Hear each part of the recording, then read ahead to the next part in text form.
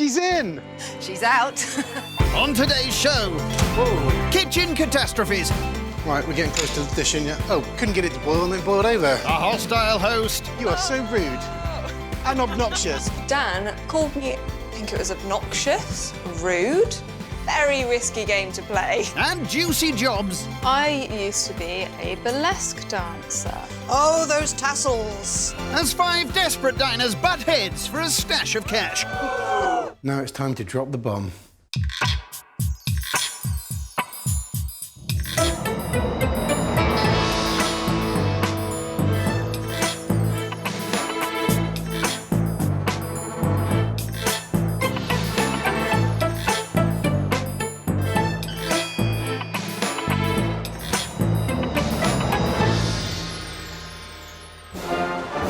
It's the 4th day in Gloucestershire, once home to composer John Stafford Smith, writer of the United States National Anthem. How very rousing.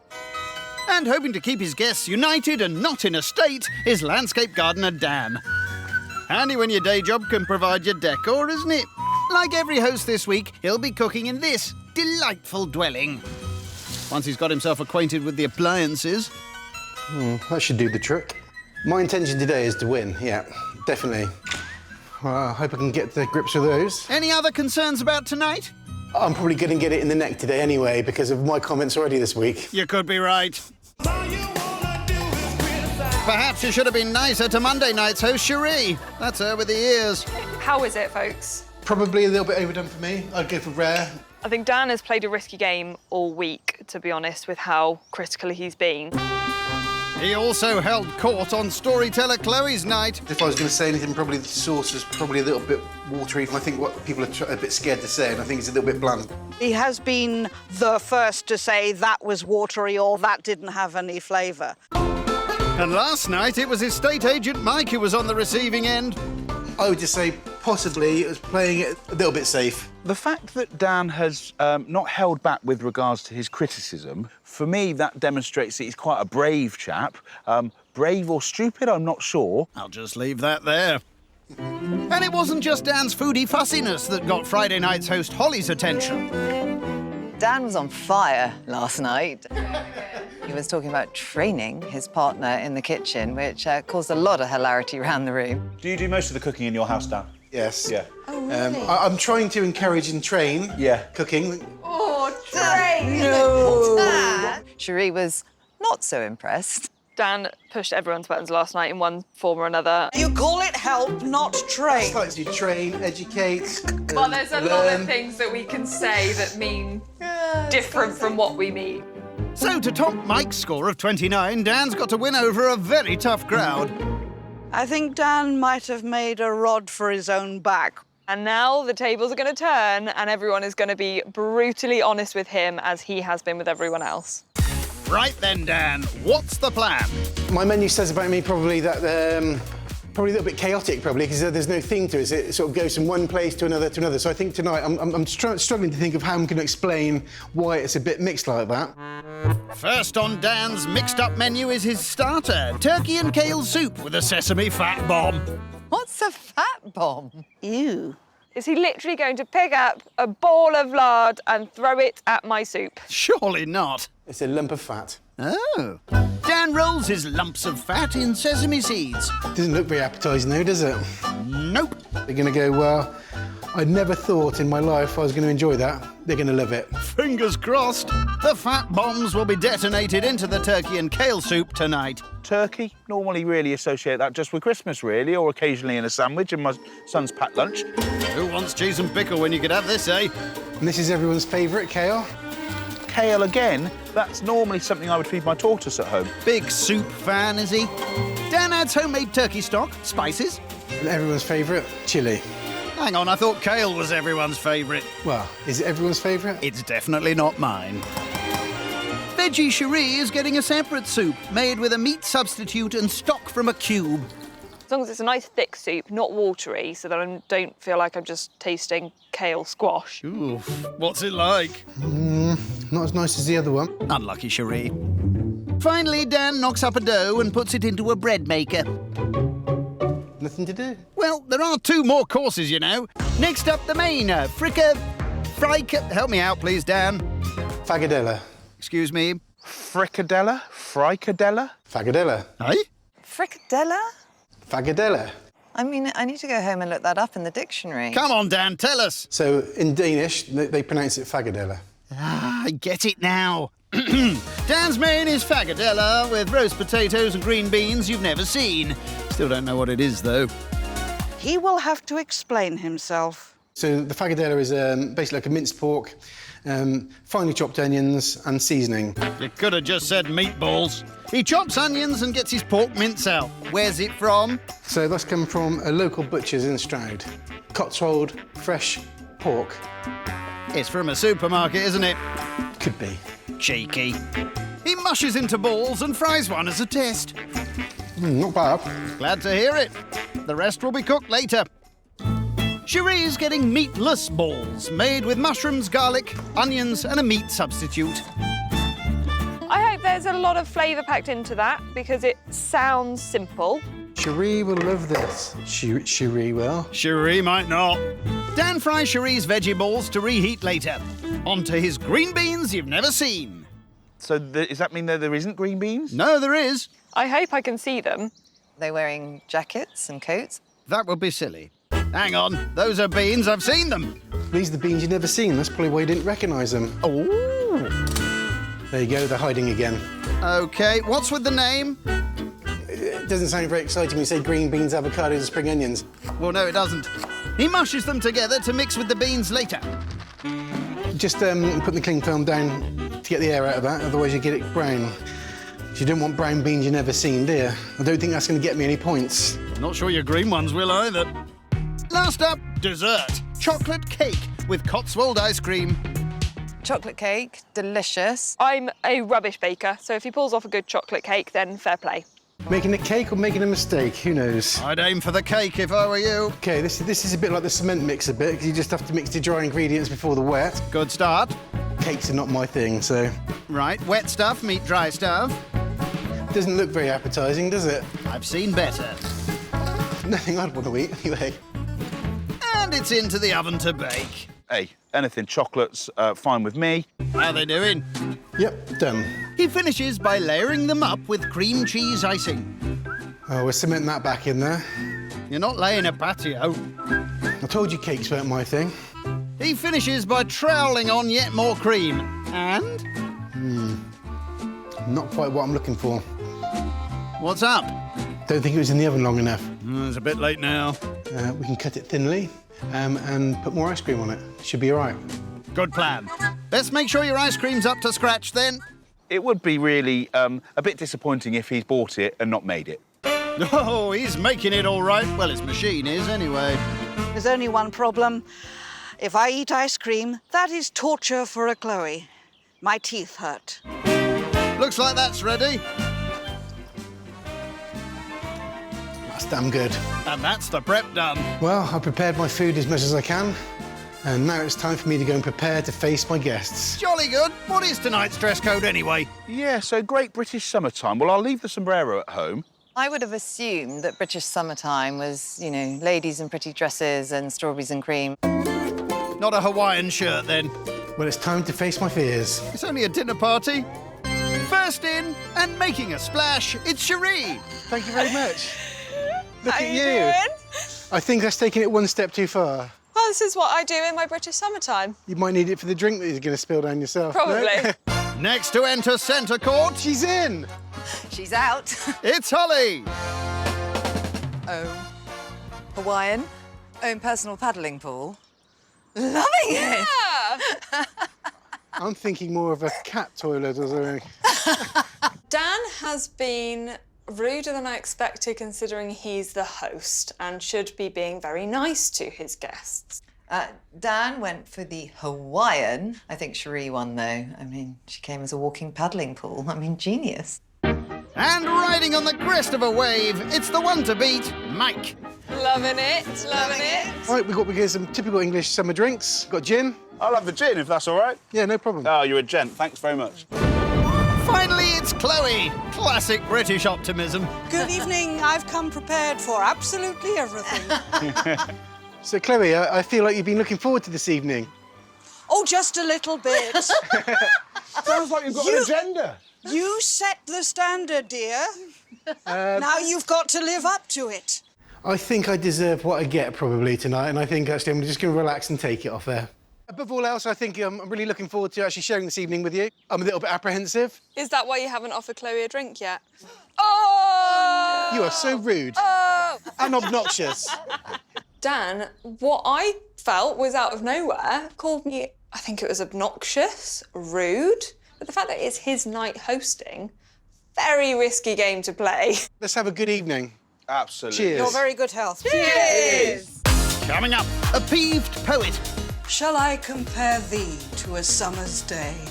That went down like the proverbial lead inflatable. And career confessions. I used to work for a timeshare resort. You go, come play Lucky Tree. Lucky for you, lucky for me. Come play Lucky Tree. I wouldn't have bought a timeshare from him, not in a million years.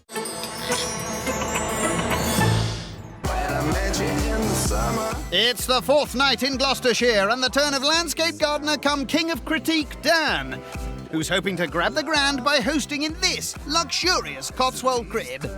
Obviously, for me to win this competition, I really need to get the whole table around me tonight, so I'm probably going to have to try and build a few bridges if I haven't burnt them already. I've been called obnoxious and rude by my host. Perhaps not the best start. He's throwing it at me, I will be firing it right Right back back at at him. you. 100%. If he deserves it, he will be roasted. He'll get what he deserves. Exactly so. No pressure, Dan. Perhaps your starter can charm them. So we got the fat bombs here. Don't set them off too soon. Soups are reheated and ready to be deployed. Now it's time to drop the bomb. And on that bombshell, here it is. Turkey and kale soup for the meat eaters and a veggie version for Sheree. So what we have here is a turkey and kale soup, Asian inspired, but I've actually made the stock myself. Not yours, unfortunately, I'm sorry. Uh-oh. So I would like all of you to enjoy that. If you don't, please let me know. We will. But it's something like, you put the fat bomb in the soup and it should melt across the top there. Ooh. I'm not sure I like the look of that. I'm going to have to trust you, aren't I? I just wonder whether that was truly her feedback and whether she really gave it chance or whether she was merely taking an opportunity to seek some revenge based on Dan's critique from previous evenings. I think she didn't mind the look of it. I think she just wanted to wind me up a little bit. My bomb's going off.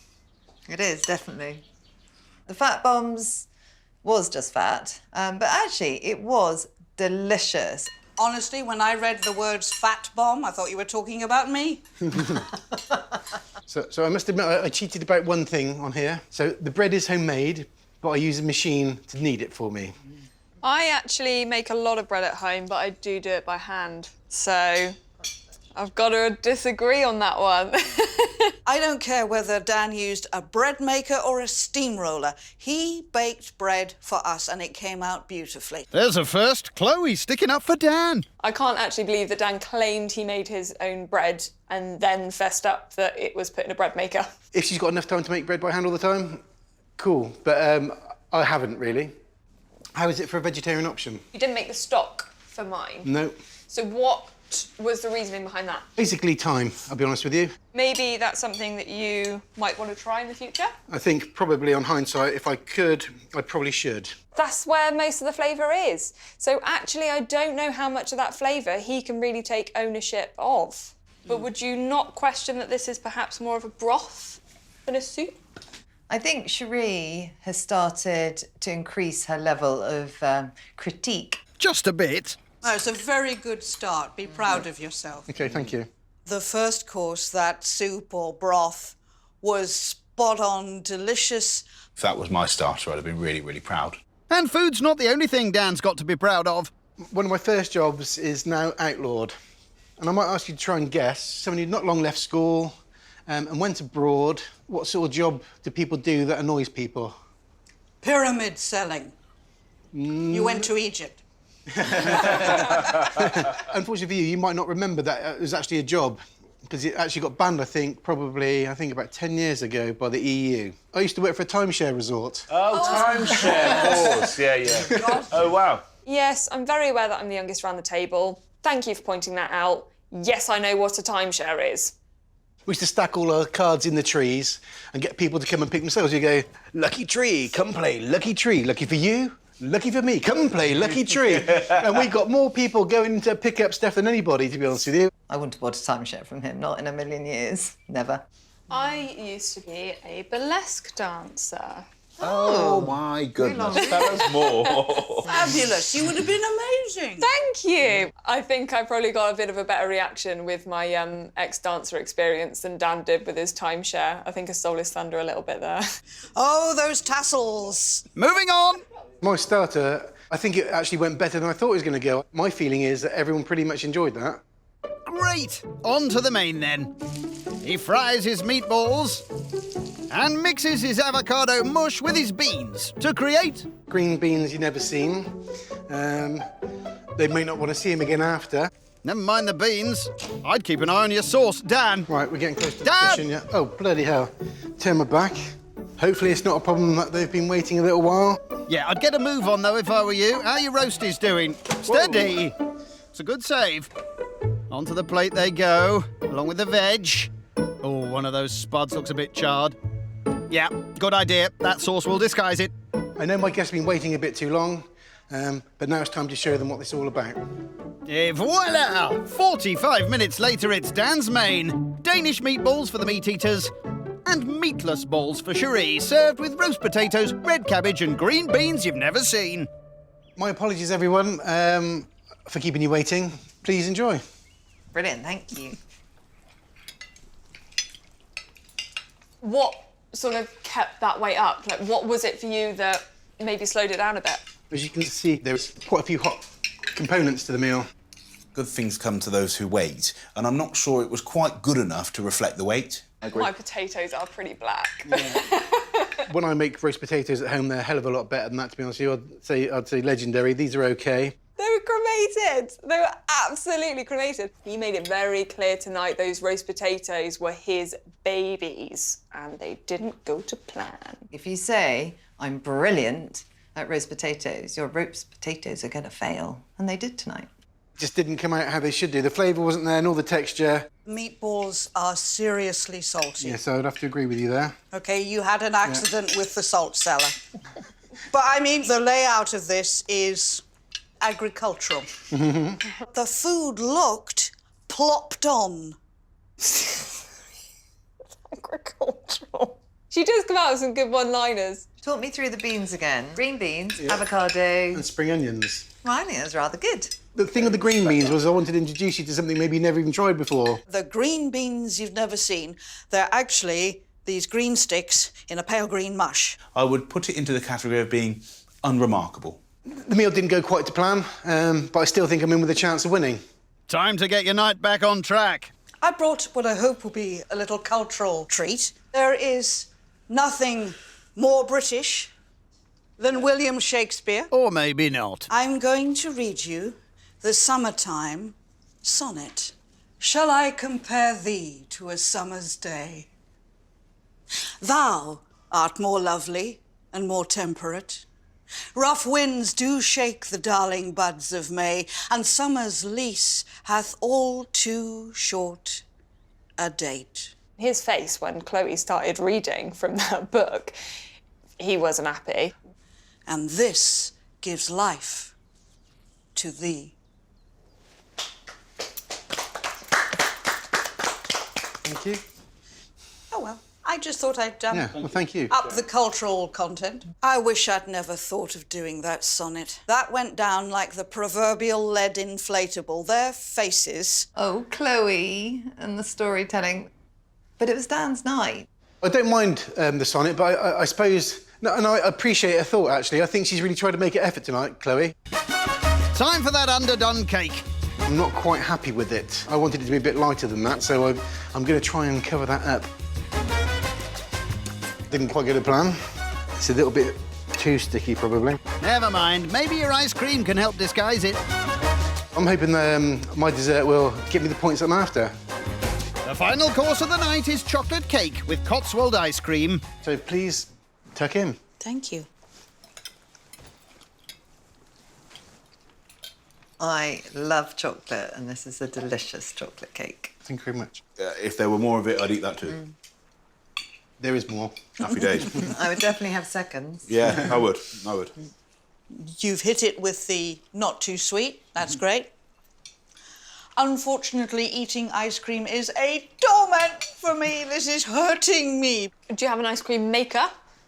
Yeah, got quite a simple one that you just put in the freezer. A bit like the bread maker, yeah. It gets the right texture. So I think for me, it's about the flavour mostly. Like you say, it's kind of like the bread thing for me. Homemade, but in a machine. Taste the chocolate cake, great. The taste is right, but the texture's wrong. Yeah. I'd change the subject. Actually, me and my partner, we actually have a weekly relationship review. I beg your pardon? I need that with you after this week. So it's very simple, 3 simple questions. It's, how do you feel the week has been? What do you think would have made it better? And what would you like to see happening next week? And on that note, I think it'd be apt, and I'd like to ask the table here, how's your week been? How has your week been, though, Dan? My week was great until today. She was on the other foot, and I can see it from the other side, and I've seen what you guys have gone through. How the tables have turned. Time to hit the road. I was hoping for good things from the dessert. I got slimy and tasteless. I really enjoyed it. Definitely picked up from the main course. Judging from sort of feedback I've got, yes, there's a few points there, but I think, yeah, I'm on for a winning night. Great starter, great pudding. Didn't enjoy the main course as much, and we lost him a bit. So for that reason, I'm giving Dan an 8. I'm afraid I think his food let him down, so I can only give Dan 6. The food wasn't as amazing as I thought it might be. The hosting, for me, was relatively unremarkable. And with that in mind, I'm going to score Dan a 6. I'm going to score Dan a 6. So, Dan's not-so-great evening scores a not-so-great 26, putting him joint second with Sheree. Hello! On today's show, ghostly goings-on. Did you see that? I'm so stressed out cooking in a completely new kitchen.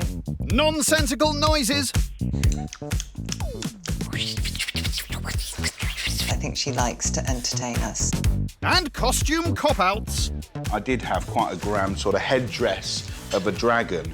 It's still in my bag. I sort of chickened out at the last minute. I absolutely hate wearing fancy dress, and there he is, hiding in his man bag. I don't think that's fair. As 5 strangers clash for £1,000 in cash. The dragon doesn't come out very often, but it's pretty effective when it does.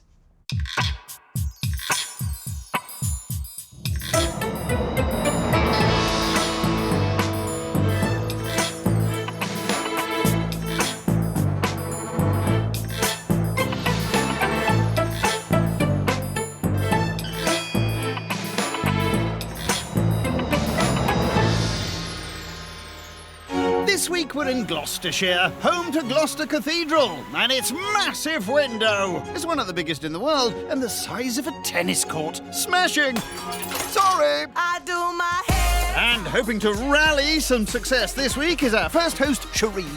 I think people's first impressions of me normally are that I'm a bit of a princess because I like to dress up and, you know, wave my hair about kind of thing. But this is one princess who's not used to hosting fancy functions. I've never done dinner parties before. I think the maximum amount of people I've cooked for is 3 on a good day. It will be a really fun experience, bit daunting, but I'm excited to give it a go. And what better venue to host your inaugural royal banquet than this regal rural residence? Home to all of this week's dinner parties. Splendid! Ah, this is so gorgeous. Oh my gosh, that oven looks complicated. I'm so stressed out cooking in a completely new kitchen. Okay. Because of the fact that I've never even hosted a dinner party, let alone been to one before, I think that if anything, hopefully they'll take pity on me. I feel like I'm gonna struggle. Oh God. Let's just get cooking, shall we? Sheree's kicking off with her main course, mushroom and spinach stuffed roast beef with Yorkshire puddings. Mushroom and spinach? Meet guest number 2, professional storyteller Chloe and her feline sidekick, Koshka the cat. The green and white of her gown and shirt, what I do is verbal jazz. Story cabaret. This is grown-up stuff. This is fairy tales for adults. And the brown of her hair and her cloak lifted and swirled and changed. The very last thing that anyone could describe me as is a wallflower. I am a show-off, but I hope that there's some thinking going on as well. I take over Chloe's mind and I make her mouth move, so she is my interpreter. She is not ventriloquist. Well, I'm glad we've cleared that up. Back in the kitchen, vegetarian Sheree is stepping into the unknown. I am the vegetarian, so I don't really ever cook it. I have some, emergency meat sausages in the freezer for the other half, and that's it. I don't ever cook meat, really. Set for success, then. Lots of things can go wrong. Overcooked, chewy beef. So, yeah, it'd be really interesting to see how this one works. Indeed. Third up this week is equestrian events organiser Holly, who's pretty well connected, don't you know? Good boy. So one of the horse trials I was involved in was Gatcombe Park, which is Princess Anne's house. I work for Peter, her son, and obviously Zara, who's one of my friends. She competes there too. Oh! Come on. Come on. People often suggest I have a posh accent. I don't think I have got a posh accent. I know people way posher than me. Well, the Queen for one. Oh, it feels like a human body. Oh, I don't like it. Oh, it's so meaty. Well, that's the funny thing about meat. That is grim.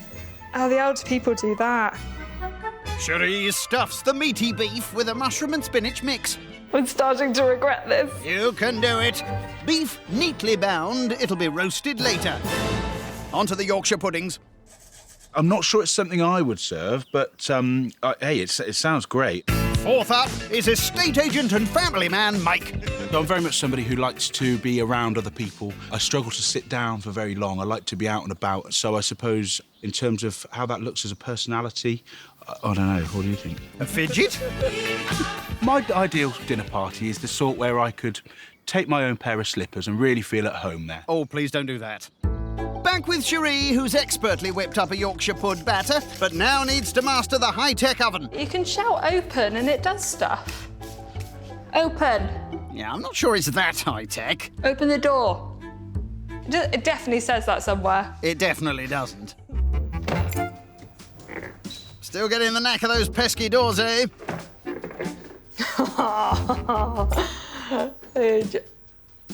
Did you see that? Yes, I did. But have you seen that? Oh, God. I think the oil's leaked. There's holes. There's holes in the bottom of the tray. Oh, dear. Is there a plan B? Our backup plan for my Yorkshires, the one thing that I was confident in today, is to do a couple of little ones, a couple of big ones, and hope for the best. That's the spirit. That's the sizzle that I wanted. This one. More of a sozzle. That is not going to go to plan. Time will tell. So it's very difficult to know whether this is good competition for me. It really comes down to how they pull it off. Is it really tasty? Does it look good? Have they put the effort in? Our final guest is landscape gardener Dan. So my mission for the week is to have enough energy to endure a group of people I don't know very well without going mad. I'm not really a people person. I'm more of a hermit that cooks extra to share. This'll be fun. I am opinionated about everything. I don't always think that I'm always right. I just happen to be right. Time to check on those Yorkshires. I mean, considering this really was not my first plan for my Yorkshire puds, I think I've done all right, yeah, I've got away with it. Not sure you have. Either way, on to the starter. Beetroot, red onion and feta tart-tatin. That could be very tasty. I think it'll be really interesting to see with regards to the tart, whether they make their own pastry. I think that'll be really, really interesting. Prepare to be interested, Mike, as she only ruddy well is. How's your rough puff? I'm actually getting knackered. I've got no puff left for my puffs. She huffs and puffs to form a dough. Then it's into chill and onto the filling. Dragon's blood. Looks like beetroot to me. I don't know if you can get beetroot to taste perfectly good on there because it can be a bit funny sometimes, beetroot, but I imagine the colour's quite impressive. The beetroot mix is sautéed with sugar and herbs, and it's back to the rough puff. This is my very professional pastry cutter. Ingenious. Her pastry circles go in for a bake. Puff, puff. I think they call it a rough puff so that you can get away with it if it's not puffy. That's what you hope. Definitely more rough than puff. I might have to do some trimming because some bits are definitely burnt. But overall, I think, yeah, I'm okay. Starter done. It's on to pud. Vanilla soufflé with passion fruit coulis and a caramel crisp. Yum. Literally, yum. Not sure if caramel crisp goes with passion fruit though, but I'm open. Let's try it. That sounds really, really good. Be interesting to see whether the soufflés stay risen. Don't worry, I'm sure Sheree's well prepared. I've practiced this once with my mother-in-law-to-be, so actually I've only practiced half of it. Well, that's excellent. Well, it is gross, isn't it? It's like snot. It's like ogre snot. That's what egg white is. Sugar is added to the ogre's snot, then whisked with hot milk to make a custard. Got this. I have got this. She adds a dash of vanilla. I think I am nearly there. Like, it's getting gloopy. Are there any grandmothers around available to judge my custard? Nope. The soufflés will be baked later, so that's the prep done. But Sheree's got one more surprise up her sleeve. So my theme for tonight is an enchanted forest. I love anything fantasy, and all the guests, hopefully, will be coming dressed as mythical creatures. I myself am an elf. Not yet, you're not. Go and get your elf changed. You see what I did there? Now, that couldn't be more up my alley if it tried. That scares me slightly. I'm a bit scared of forests. Bit apprehensive about the fancy dress that I might be expected to be doing. I am ready to enchant my guests. Nice ears. First in, it's Mike. Nice to see you've made an effort, fella. Hello. Hi there, how are you? How you doing? I'm very well. I'm Mike. I'm Sheree. Sheree, nice to see you. You didn't make any effort with the fancy dress. And that to me is like, oh, do you take yourself a bit seriously? Are you going to throw yourself in? But what a stunning house. It's absolutely amazing. Have you had a good old look round whilst you've been here? Yeah, I've had a good nose. It's been lush, to be fair. Next in is professional storyteller Chloe, who's come as a lord. Hello! Hello, pointy ears. Come on through. I'm Sheree. Howdy. Beam her up. Live long and prosper. Live long and prosper, my friend. I think that's just her normal get-up, but I think that makes me like her more. I mean, she's absolutely mental, but like in the best way possible. Making strides, it's antisocial Dan, I think. Hi! I'm Sheree. This is... Do you prefer Dan or Daniel? Either or, no problem. Hello, Dan. Lovely to see you. You look magnificent. Thank you very much. You put me to shame. You look really super. Yeah, you chickened out, I dear. did chicken out at the last minute. Cantering in to join the party, it's Holly. Who's your mate? Hello! I am very excited to introduce Holly. Nay, I'm thrice nay. Steady. Holly just made me giggle with that unicorn thing. It was always going to be a unicorn for me. My love of the four-legged horse/unicorn, which is real. Yeah, that's all I'm about. Thank you, everyone, for putting in the effort and turning up for starters. Coming up, creature confessions. Well, they already call me the dragon woman. I wouldn't say that she seems like a dragon to me. I'd say unless she's quite an old dragon, but... And crushing critique. I'm quite disappointed with them. The Yorkshire, the dessert now needs to make them feel like they're finishing on that positive note. And I need to finish on that positive note. It's the first night in Gloucestershire. Cheers. Cheers. Where dinner party novice Sheree is the first of the week's hosts to try and win a grand in this glorious gaff. Time for the starter. Going well? I was going to put rocket in it, but I've lost it. I feel like it needs a bit of greenery. That'll have to do. You can tell I'm concentrating when I do this. Well, it suits you. Let the magic begin. Abracadabra. And there we have it, beetroot, red onion and feta tarte tatin. One of my concerns was whether you can be able to pull it off, because sometimes it can have a funny flavour. And that vinegar sort of background tastes quite nice with it. Okay, great, thank you. I liked the starter. I thought it was good, to be fair. Good. Yeah, that's really boring. A bit better adjective than that, isn't it? Then there's got to be one. Delicious, yummy, scrumptious. Pastry is a rough puff. I say rough puff because I decided that if it didn't go so puffy, then it was rough. I love it. My pastry was a bit crispy, if I'm going to be so bold. I'm being quiet because I'm enjoying eating it. Oh, don't you make me cry, and it's only the first course. It's a great start. It was messy, the flavours got muddled and muddy, and the pastry was a little bit of a disaster. Not such a great start. So tell us more about your theme. Have you got an affiliation with mythical creatures?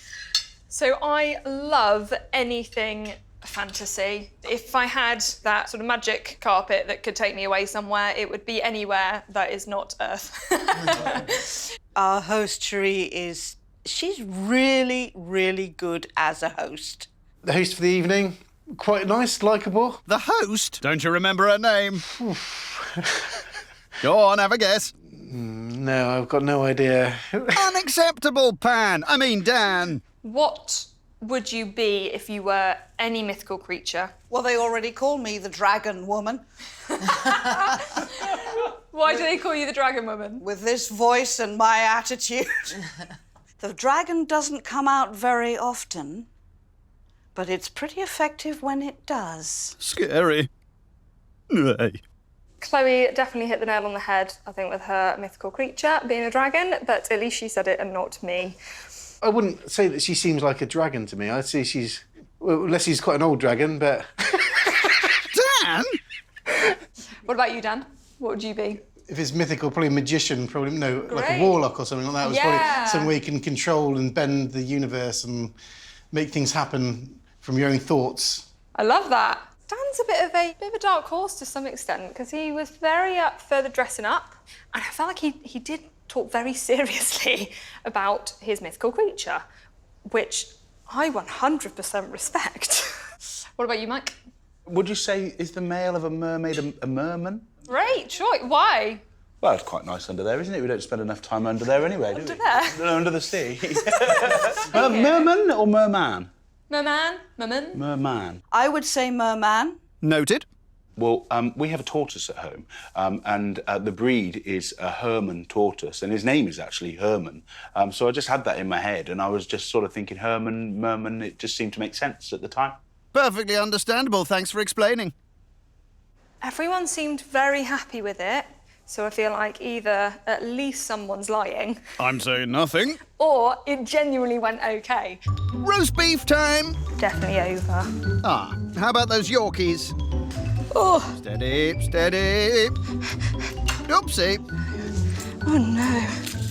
Oh no. Well, there it is. Veggie Sheree's first ever roast beef. Fresh from a 1970s carvery. Thank you. First thoughts is you haven't got any beef on your plate. That's a very good observation. I am the vegetarian of the table. I chose to do beef for you folks, mainly because I think I wanted to challenge myself a little bit.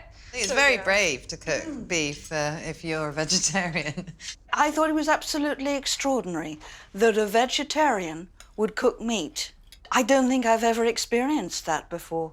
Now you're living. This is my very first dinner party. Really? Yeah. I've never actually attended a dinner party. Wow. I raise my glass to you because I think that is hugely courageous. Well, thank you. Thank you.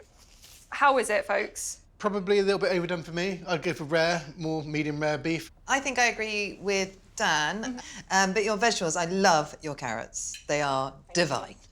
I'm quite disappointed with them. The Yorkshire. Me too. Me too. I don't think the cooking is going to worry me as a challenge in the competition. Maine wasn't so great, but it also was exactly as I expected. I went in knowing that the beef was a bit overdone, knowing the Yorkshires weren't great, but also thinking that the red wine gravy would swing it a bit.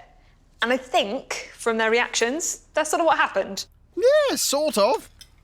I'm very intrigued to see what everyone has come as today. Yes, thank you, Sheree, for bringing that to everybody's attention. There is a bit of a story behind that, and I did have quite a grand sort of headdress of a dragon. It's still in my bag. I sort of chickened out at the last minute. What I do promise to do is, subject to there being any further fancy dress later on in the week, I will definitely redeem myself. We'll hold you to that. I absolutely hate wearing fancy dress, and there he is, hiding his in his man bag. I don't think that's fair. Time for a round of charades, an enchanted and mythical creatures version. This game I have named as Sheree's Mythical Sounds. Aim of the game is sounds only.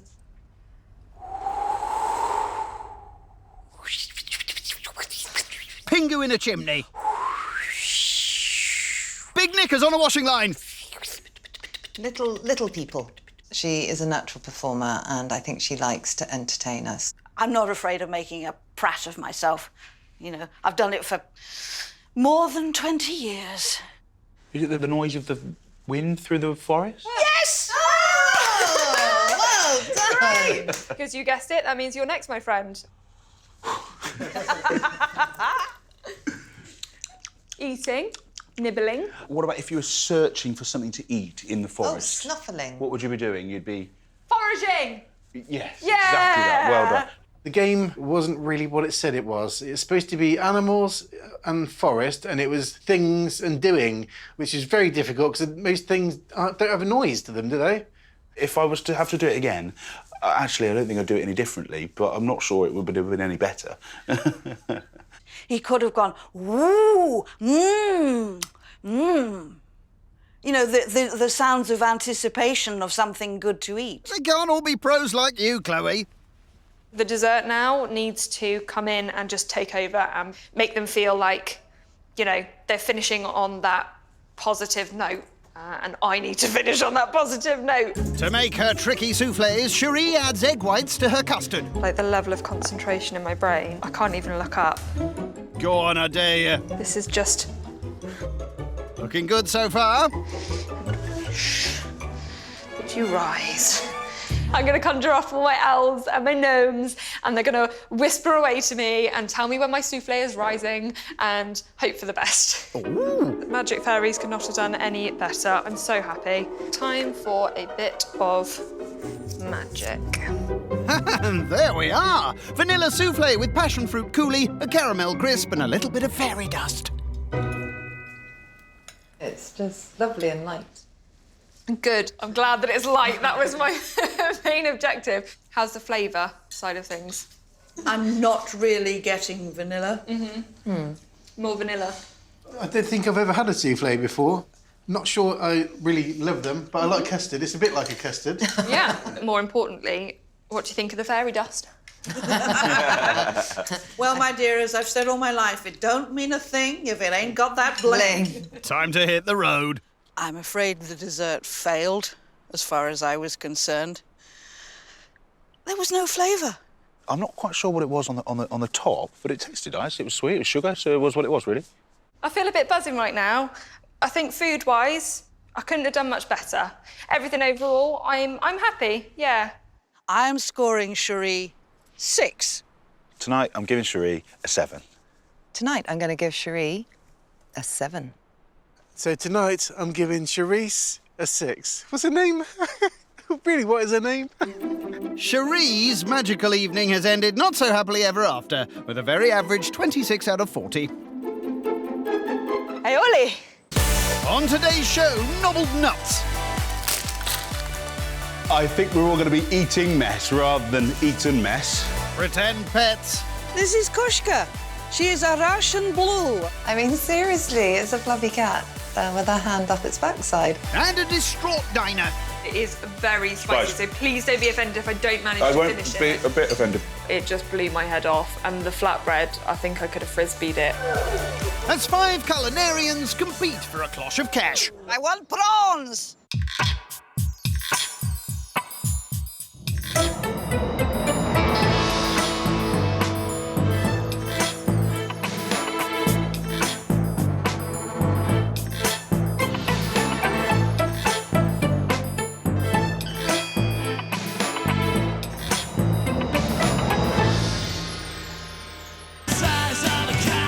It's the 3rd day in Gloucestershire, home to one of the rarest breeds of cattle. The Gloucester cow, whose milk is the only source for single Gloucester cheese. Who moo? Sorry. And hoping to raise the stakes tonight is estate agent Mike, who, like every host this week, is cooking in this charming Cotswold crib. God, I'd love to have a place like this on the market. What a stunning south-facing garden. To be honest, on my night, I want everyone to just be themselves. That's why we're not going with a theme or anything like that, because I'm really not worried, and if people want to be more outspoken, that's fine. And if people don't want to say much, but hopefully they'll just enjoy the food, but that's fine too. Got that, everyone? Cheers, guys. Cheers. Mike's dislike for themes was out in force on first host Sheree's Enchanted Forest evening. Party pooper. You didn't make any effort with the fancy dress. And that, to me, is like, oh, do you take yourself a bit seriously? And despite some foodie faux pas, Probably a little bit overdone for me. I'd go for rare, more medium rare beef. Sheree's still confident about her chances. So far, I think I can still win at the moment. After Chloe's night last night, I think I'm still in for the run-in. 1 lemon or 2, maybe 1.5. The Chloe in question is last night's host, who showed off her professional storytelling skills. I am Agent Green, the dragon whisperer. And then there was the highwayman's cry. Stand and deliver! But it definitely wasn't happily ever after when it came to the dining. Spice-wise, I think my yoghurt and cucumber will definitely be gone. But is it balancing it out all right? It was a total disaster. I forgot to bring the couscous, which should have gone with the vegetarian chili. Anything that could go wrong did go wrong. I've lost my black and white tea towel. I think I'm way down the bottom of the list on this competition. Correct, as it's Sheree who's currently topping the table with 26 points. Chloe also faced the criticism of discerning diner Dan. That was probably a little bit too simple for an eating competition, I would say. Probably needed to be a little bit more complex. Well, then put a cork in it. I wasn't very critical of food last night. I felt I was quite reserved, actually. I felt like I could say quite a bit more. And final night's host, Holly, can sense some tension in the air. I did notice last night a little bit of a clash between Dan and Chloe. I'm not sure if that's going to develop. We'll see. So, Mike's got a lot on his plate tonight if he wants to try and meet Dan's high standards. I think Dan will be my biggest critic tonight, and I'll be interested to hear his feedback. Mike's going to be one of my key competitors. I've got a feeling he's going to produce something tasty, but I also think he's going to produce something that might ostracise people. Let's see, shall we? Mike is kicking off with his starter, croquetas españolas with truffle aioli. Aioli. It's got to be Spanish. Right. Mexican. Wrong. But españolas, that would mean with probably peppers? No. Croquetas. Croquettes. Well done. The Spanish very much use croquettes, I understand, to use up the leftovers in the fridge, so they have a real varying amount of fillings within them. No leftovers today, though. Mike's using only the finest of fillings. Oh, hello, who's this? This is somebody we speak very fondly at home of. This is what we call the little lady. She grates on me at times, but we tend to get on well most of the time. Sounds like a marriage made in heaven. I'm just going to go down here like this and just get... You're slightly suffocating her, Mike. Yeah, sorry, love. Cheese grated, he moves on to the bechamel sauce for his croquettes. We want to get that flour taste just cooked out of there, really. Otherwise, it's a bit like... You know what I mean? A bit. Well, it's like having a cement mixer in your mouth, really. And nobody wants that. The cheesy white sauce gets divided into two, with mushrooms added to Sheree's veggie version, whilst the meat eaters get some bonus bacon. OK. The mix mix gets piped out and will be chopped into croquettes and deep-fried later tonight. On to the truffle aioli. I love truffle and I love alioli, which is garlic, so very happy. I can't imagine him having it too garlicky. I think it's going to be a subtle garlic. Can a whole head of garlic be classed as subtle? That squeeze, that is just what dreams are made of. The dreamy garlic gets mixed with shop-bought mayo, a drizzle of truffle oil, and it's done. Up next, the main. And for vegetarian Sheree, it's jerk jackfruit. With the jerk, it's potential for not being strong enough or being very overbearing. You mean very spicy? Mike's using only the freshest jackfruit, straight from the can. Obviously, this isn't the way that the jackfruit is grown in a can, but I think it's the only way you can sort of get hold of it in this country. Let's have a gander, shall we? Oh, it looks like something from another planet. How promising. I really hope Sheree's going to like this on the basis that... She's got nothing else? She's got nothing else, yeah. Lucky old Sheree. The delicious jackfruit goes into fried onions before stock and sugar join the party. I feel a bit more under pressure to get this right, particularly when I'm in the knowledge that I'm cooking something spicy for somebody who doesn't like spicy food. Maybe don't add too much spice, then? I think any more than that, it's going to blow her head off. Jackfruit suitably jerked, it'll be reheated later. For the rest of the table, Mike's making slow-roasted shoulder of lamb with chimichurri, coleslaw and flatbreads. Wow, that's quite a lot going on. Now that's right up my story, alley. I don't know if I can remember what chimichurri is. I thought it was a song. No, that's chim chimney. And Mike isn't using just any old meat for his main. Oh, no. This lamb was literally born in a field next door to Cheltenham Racecourse, so really, really local to me. And it's out of the stalls and into the shoulder of lamb for olive oil, closely followed by rosemary and thyme. But wait a minute, here's lemon coming up the back straight, but it's garlic that takes it by a nose. The French will be pleased with that. It's got summer written all over it, hasn't it? Where? Finally, into the oven it goes to slow roast till tonight. He knocks up some chimichurri and coleslaw, then moves on to yet another side dish. Flatbreads. I think flatbreads are quite easy to make, so it would be sad if he didn't put that effort in. This is the 5th thing made from scratch as part of our main course, and I really hope the guests appreciate the work that's gone in, especially Dan. Flatbreads heated through, that's the main done. On to dessert. Amaretti Eton mess. I think it's a bit of a cop-out, maybe, an Eton mess. I'm pretty sure that's the one where you just shove a load of stuff in a jar, sort of thing. He's going for a tasty menu, but playing it quite safe. Mike starts by tapping his homemade meringues. If you give it a little tap like that, and that's really how it should sound, because it just means it's not going to be too gooey and gummy in the middle. The meringues get crumbled into cream, then it's all layered up with fruit and bickies. Oh, whoopsie. I think we're all going to be eating mess rather than Eton mess. I see what you did there, Mike. Prep's done, but it's not just presentation that he has to be concerned about. After Chloe took a bit of harsh criticism last night, she might come out with the gloves off, perhaps, today. It's what else she might have on her hand that worries me. I really hope Mike has made enough food for tonight, because I'm actually bringing a +1. Her name is Kushka. Hello again, Koshka. Back with our host, who's mixing things up with some slightly longer shorts. OK, ready to roll. It's showtime. First in, it's Holly. Great to see you in your normal clothes. I know, no fancy dress, brilliant. Is it nice to feel a bit more relaxed? Yeah, more room to eat. Hopefully Mike's made extra anyway, as storyteller Chloe's brought her furry friend. I brought a +1. Who's that, then? This is Kushka. She is a Russian blue. I see. I am one of the crazy cat ladies. Oh, well, better a cat than a dragon, I would say, tonight. Bit surprised about the new arrival with, is it Puspa? Kospa? Puspa? Koshka. Puspa. Koshka. Puspa. Koshka! Yeah, unusual scenario. I mean, seriously, it's a fluffy cat with her hand up its backside. I can see he's a bit on edge. I wonder why.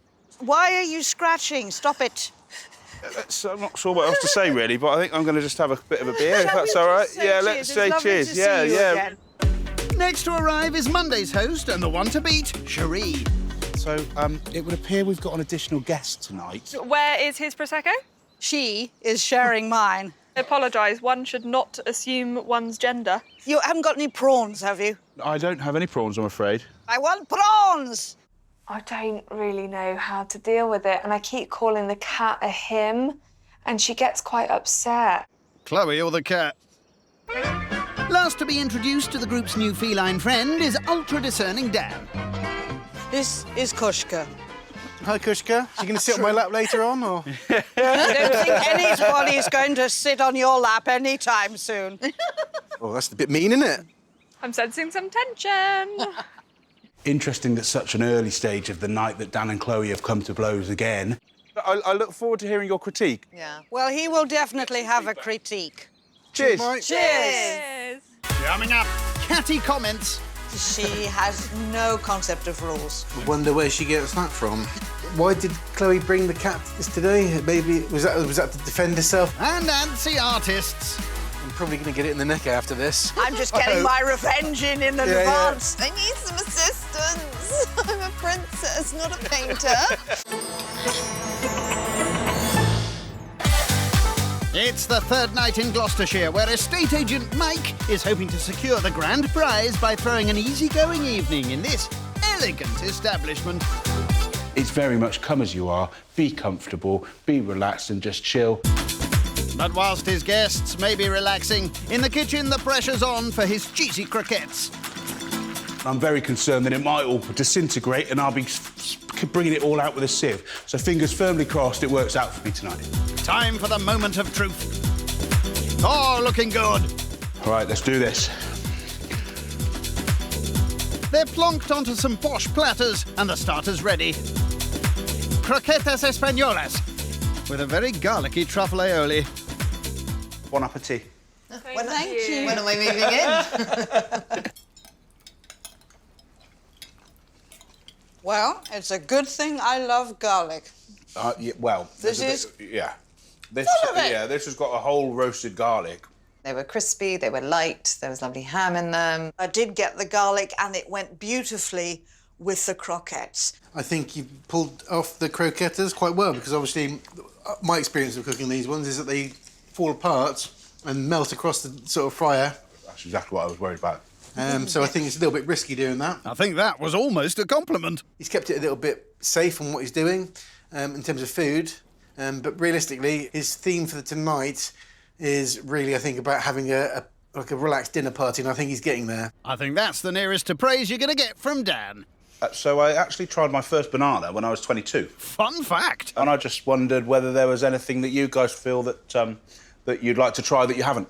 There's actually quite a lot of stuff that I haven't tried that I'd like to, because I've been veggie for so long. I like the idea of, zebra and alligator and trying all those sorts of things. So, Kushka, if you could have any food in the whole wide world, what would you eat? Fresh prawn out of North Atlantic. Other than prawns? What else is there? So you're a one-trick pony? I am not pony, I am cat. Can't you see? I'm terribly sorry. She's rude. It's fine, I can take it. I apologise for my cat. Why did Chloe bring the cat today? Maybe was that to defend herself against me? I don't know. She's a storyteller, so it goes with the package, I suppose. It slightly freaked me out. To be honest with you, I don't know if you picked up, I usually cook for myself, so it's nice to be cooked for. Yes. Which isn't often the case. Yes. Because I'm not an easy person to please. Sometimes anyone gets Really? that. Really? When somebody says, what's your style of cooking? There is no style of cooking. I think it's just, I will try anything. I've still got that to look forward to, haven't I? Oh, hello.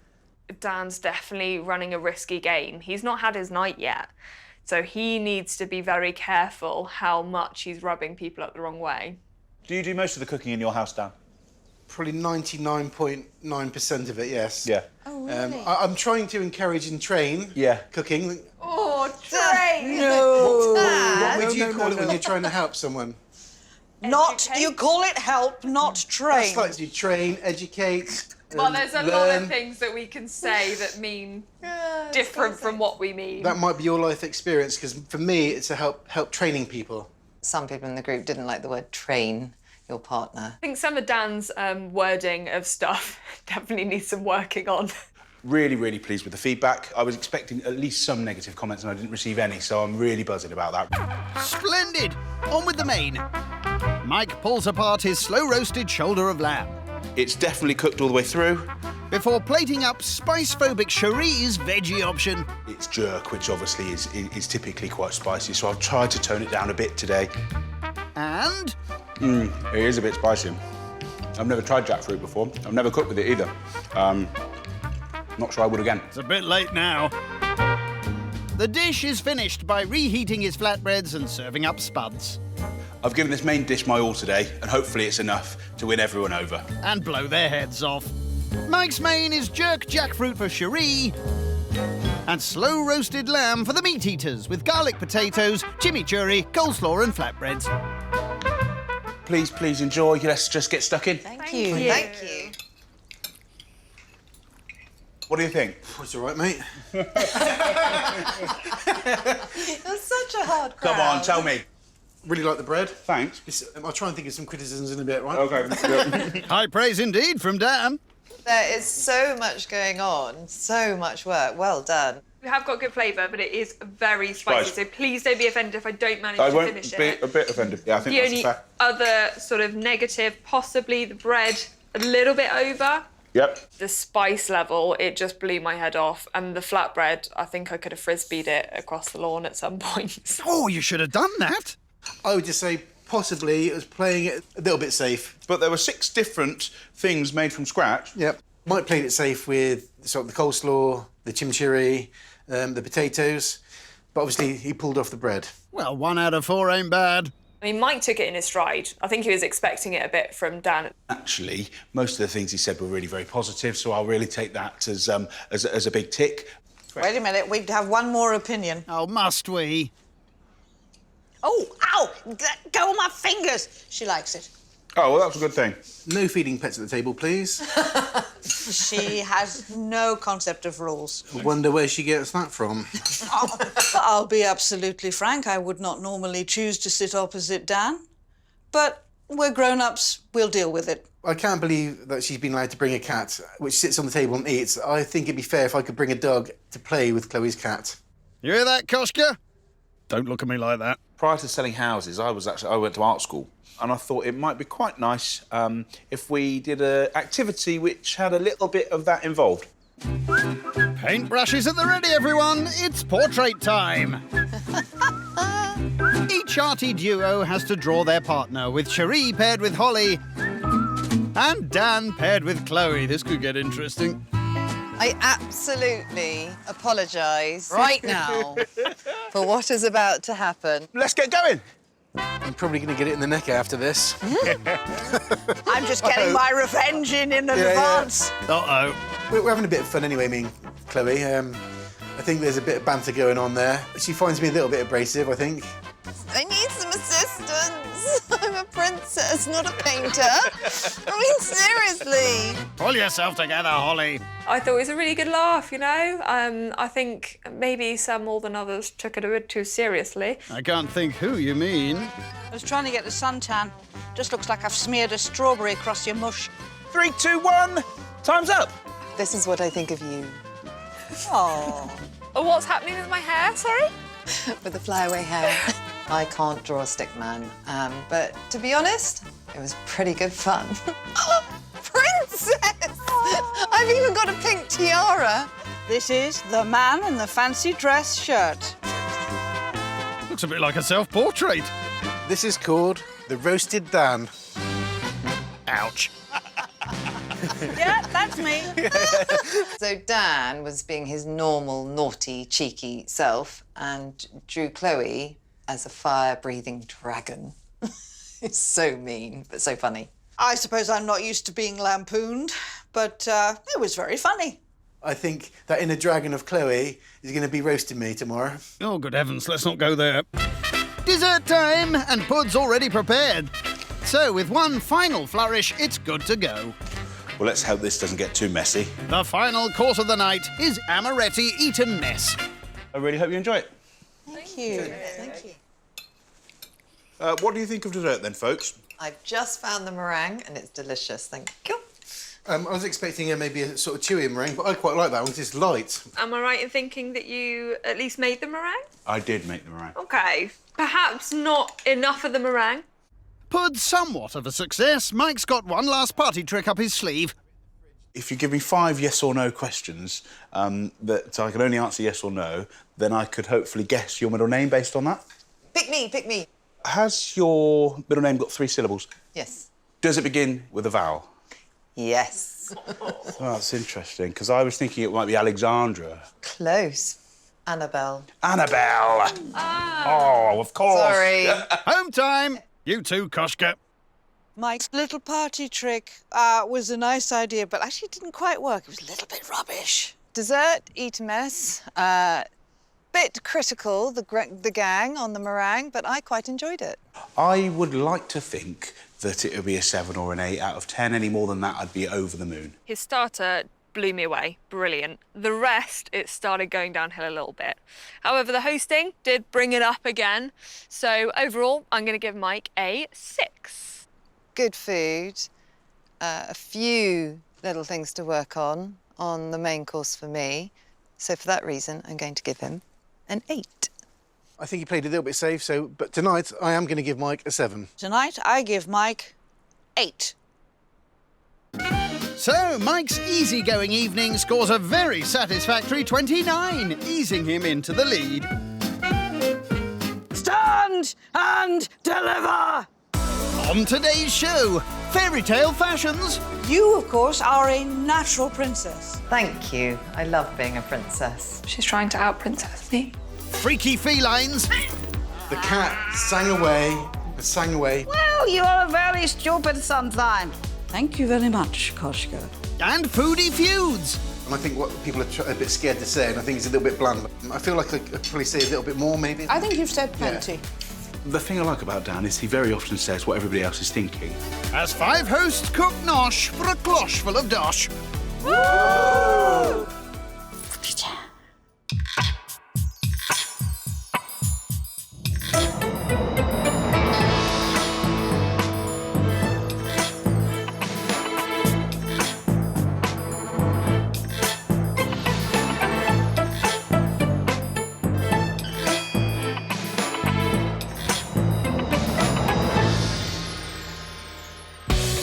This week we're in Gloucestershire, where the many dry stone walls that run through the Cotswolds are almost as long as the Amazon River.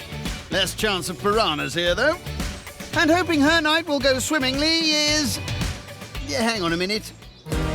Yeah, that's better. It's professional storyteller and passionate puppeteer, Chloe. All right, come on, up you come. Yes, I know. Come on. So today, to help me with cooking, I have brought my little furry assistant. Her name is Koshka. She is a Russian blue cat puppet. We noticed. And like all our competitors this week, Chloe and Koshka will host their adventure in this awesome abode. Ooh. She quite often tells me off.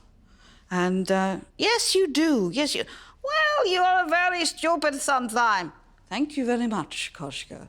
So why we start so early? I need my sleep. Cheers, cheers. Someone else in need of a lie-in is last night's host, proud vegetarian Sheree, who threw a mystical-themed evening as her first ever dinner party. It was absolutely ace. I am wiped out to the max. I think I managed to get like 4 hours sleep. If that wasn't enough, she cooked beef for her meat-munching guests. I chose to do beef for you folks, mainly because I think I wanted to challenge myself a little bit. I raise my glass to you because I think that is hugely courageous. Well, thank you. And her first efforts went down well with horse-loving Holly. I think it's very brave to cook beef if you're a vegetarian. I thought it was a brilliant effort for a first dinner party. You should have seen my first dinner party. Absolute disaster. I think my guests were very honest with me, to my face, which I liked. And I think that they will be very honest in their scores. Maybe a little too honest, as they scored Sheree a very beatable 26 out of 40. And she wasn't the only one who tried something new last night. I don't think I've ever had a souffle before. Not sure I really love them, but I like custard. It's a bit like a custard. Yeah. With landscape gardener Dan quickly getting the group's attention. There's stiff competition. I don't know who yet, but I think Dan might be a dark horse. Well, last night's beatable. Yeah, definitely beatable. And getting noticed for all the wrong reasons was his estate agent, Mike. I did have quite a grand sort of headdress of a dragon. It's still in my bag. I sort of chickened out at the last minute. I think he did regret not dressing up because everyone else did make quite a good effort. I'm determined to make up for it when there's next an opportunity to have fancy dress, so I'm going to really bring it. Any thoughts on Chloe's night? I actually have no idea whatsoever of what to expect from Chloe's night tonight. Neither does Koshka. You know, Chloe, you should never have let yourself in for this. You are not strong enough. You are not clever enough. Koshka? All right, Koshka, I forgive you. There we are. OK. I think Chloe's food is going to try to sound interesting and maybe even look interesting on the menu. Now, if everyone's sitting comfortably, then I'll begin. Chloe's main is Once Upon a Chocolate Chicken. Chocolate and chili chicken with leeks, prunes, potatoes and veg. Some people do a double take when I say, you know, I cook a chocolate chicken, and they have no idea how well it goes. I am looking forward to it. I mean, it doesn't scare me. Because you haven't seen her wield magic to cook potatoes. Terrifying. So what's the tale behind this meal? Could be a love story, because there's chocolate in it. Ah! And that's the story of my love life, always interrupted by something ghastly. I was going to say steamy. Next, she chops leeks and de-stones her prunes. You'd think people could take stones out of prunes before they put them in tins. I know, so lazy. Chocolate chickens are best served at Easter, aren't they? Oh, Mike. For her Easter treat, Chloe grates dark chocolate and orange zest, then knifes it onto the chicken. Most people's chilli isn't really spicy anyway. It's usually just a hint, so I think she's going to play it quite smooth with that, I would have thought. Nope, she's not even playing it safe. It's... Danger time. Smells great. Do not sniff these, OK?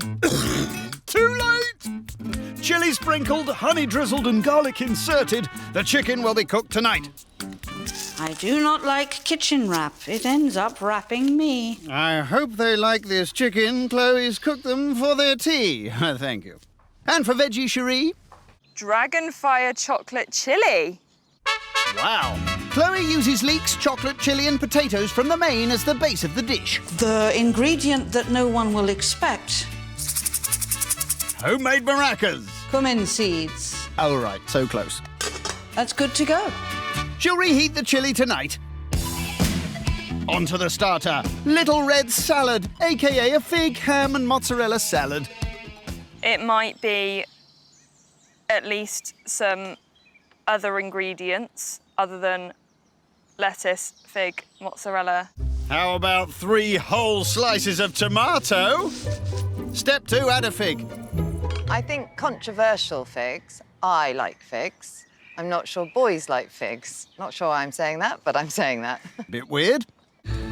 Chloe pops a fig onto the plate, then uses mozzarella and ham to fill in the gaps. Half the fun to me of this starter is it is a bit scruffy looking, but it tastes wonderful.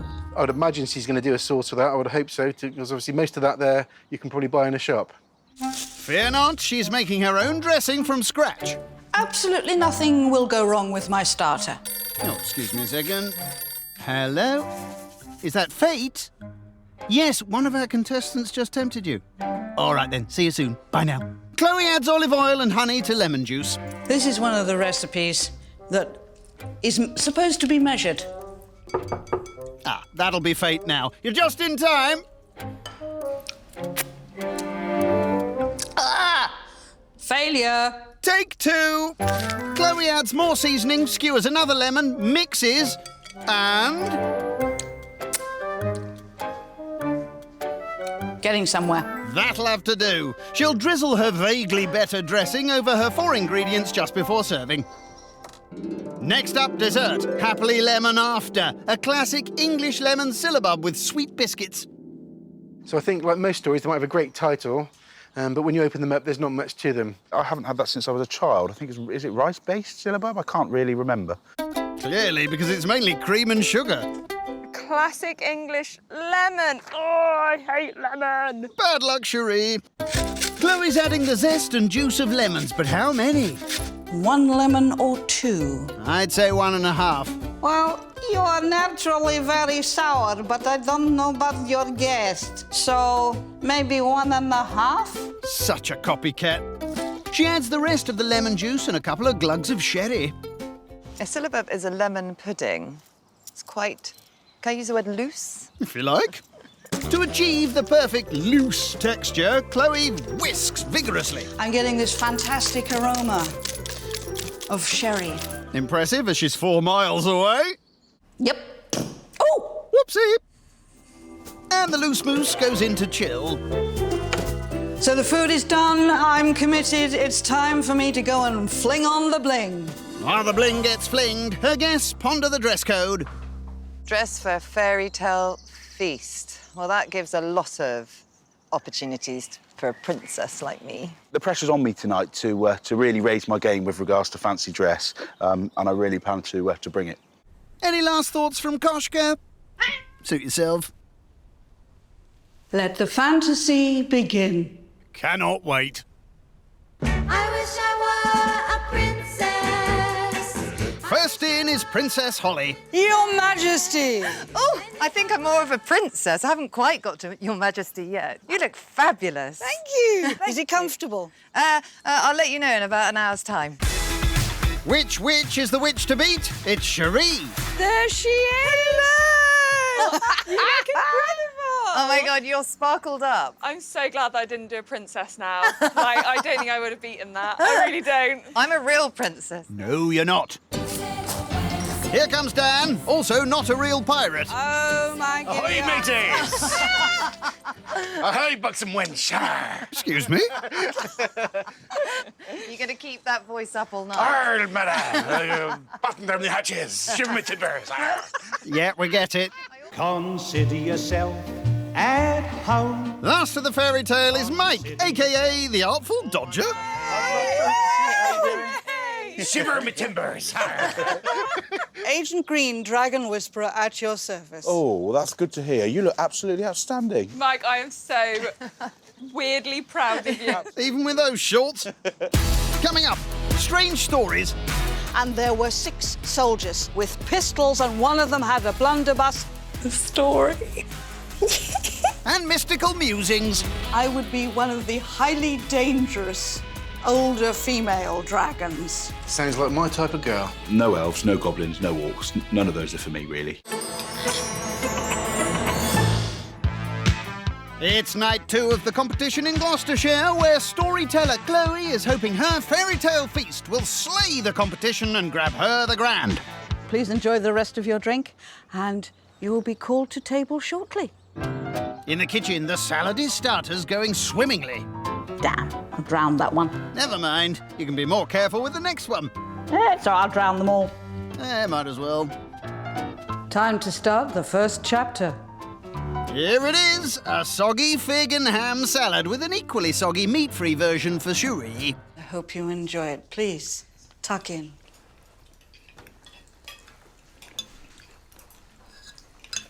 My figs are so ripe. I mean, beautiful fig. Beautiful. Thank you very much. The sort of dressing maybe a little bit watery, but the taste of the fig, I think I'm converted to eating fresh figs. Flavours were there. The flavours would have been there irrespective of who would put it on the plate, because it is what it is. I mean, it's a crowd pleaser, isn't it? Not this crowd. There just wasn't a huge amount of cooking, or I'm not going to use the word effort. You just did. That was probably a little bit too simple for an eating competition, I would say. Probably needed to be a little bit more complex. To me, the flavours really help each other out. Yeah. And I've finished my plate, so you can see that I've enjoyed it. Well, then put a cork in it. Chloe is fiery as anything. Well, she is a dragon whisperer after all. Why the Mad Hatter? the need to redeem myself after last night, I just thought I'd go all out, and I was in a fortunate position that when I tried it on, it fitted. So with that in mind, that's what I went for. Well, I think everyone's dressed as who they came in the first place. If they took the clothes away, you'd probably still guess who they are. I don't think it's that kind of party. You, of course, are a natural princess. Thank you. I love being a princess. This is part of my wedding dress, and it hasn't come out of a box for nearly 25 years. If I am still the same size in 25 years from now, I will be very happy. She's trying to out-princess me. Looks like she has. I did say to some of you as you arrived, I am Agent Green, the Dragon Whisperer. This is a character I have invented for my storytelling. When I metamorphose into a dragon, I would be one of the highly dangerous older female dragons. Sounds like my type of girl. No point sucking up now. I don't know if they're taken aback with the fact that I can do these things, and perhaps it's a little intimidating. I would love her just to be relaxed and be herself, but I think she always is a performer. I just can't get my head around dragons being such a heavy part of a dinner party when we all know that it's all fantasy. Back in the kitchen, Chloe is a dragon in distress. So I forgot to bring the couscous, which should have gone with the vegetarian chili. And even more stupidly, I've forgotten the frozen peas and beans. Don't worry, as long as you haven't misplaced anything else. I've lost my black and white tea towel. How about kitchen roll? Or toilet roll will do. Oh, toilet roll? Because there will be splashes, and I need to wipe up splashes. Where? On the plates. Oh, thank goodness. Reunited with her trusty tea towel, Chloe plates up. So with the chocolate on these, it's not fiction, but it is novel. Oh, I say that's very good. The main course is ready. Chocolate chicken swimming in murky water with missing veg, and a dragonfire chocolate chili for Sheree.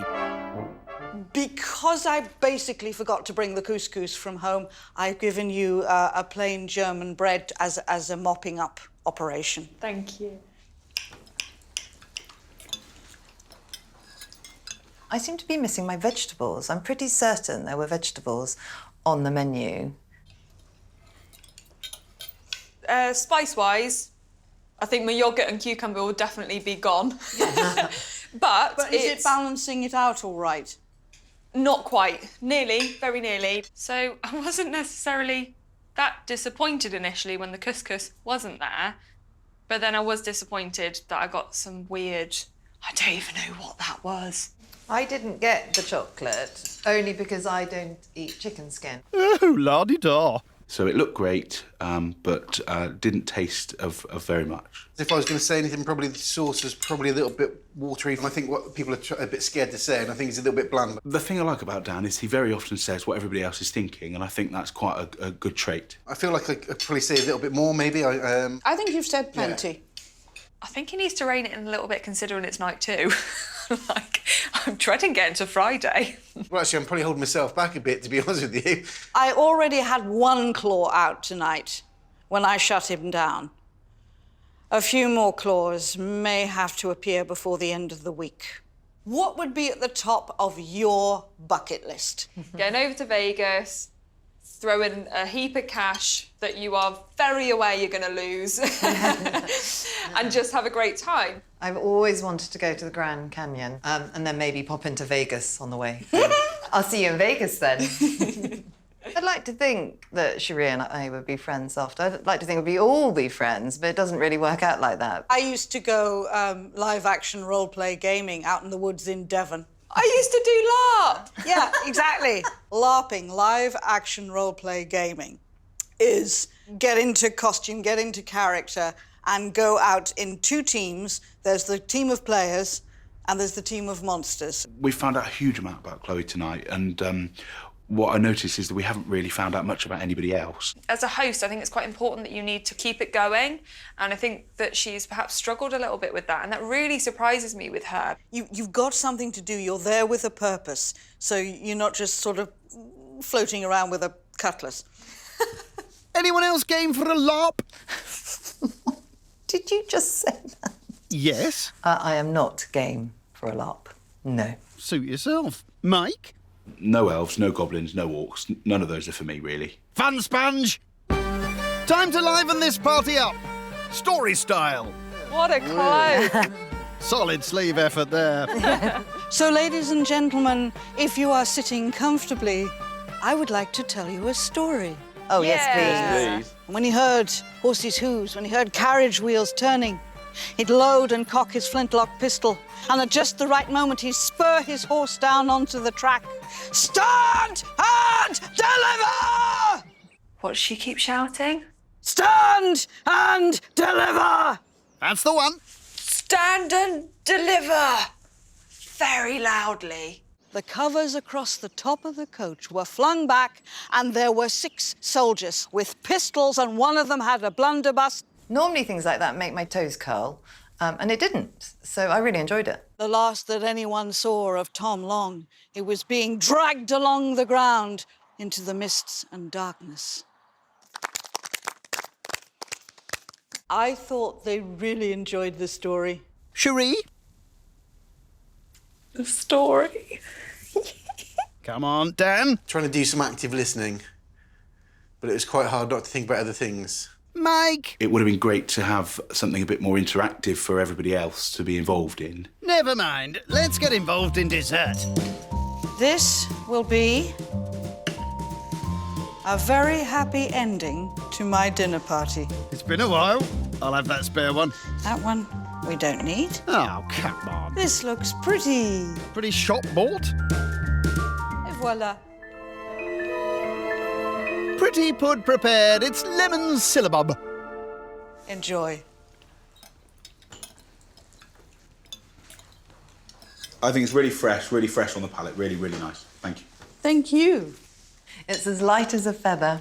You can tell a lot of whisking was involved. Normally, some people might not put enough lemon in something. That's a nice punch of lemon. Yeah. Finally, everyone likes something. I'm not a big lemon lover. Yeah. But I appreciate the effort that you've put into this because I can taste how fresh it is. I'd like to play a really quick little story game, and we'll take it around the table. Would you be willing to try that? Yeah, let's give it a go. Absolutely. Okay, excellent. There suddenly was a bang! And from that bang appeared 3 witches. The cat said, I've got an idea. I'm going to sing. The cat sang away for a day and a half, singing away. Somebody said, shut that cat up. No one could shut that cat up. I can. Home time. I've heard lots of stories and I look forward to not hearing any more for a while. The quest met some real obstacles, you know, on my hero's journey through my story tonight. And then, yes, we did come to a happy ending. Dessert was delicious. It was light and fluffy. Lemon, one of my favourites. The only disappointment was the biscuits were bought. Didn't hate it. It was edible. It was all right. Not blown away. My failures were sufficient to drag the whole night down. If they're marking on the food, then I have so messed up. I found the night a little bit awkward, and the food, whilst all OK, was just very much OK. With all of that in mind, I'm going to give Chloe a 5.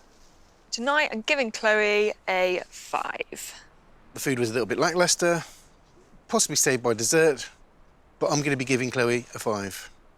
Don't think it was quite the fairy tale that Chloe was after, so tonight I'm going to give her a 6.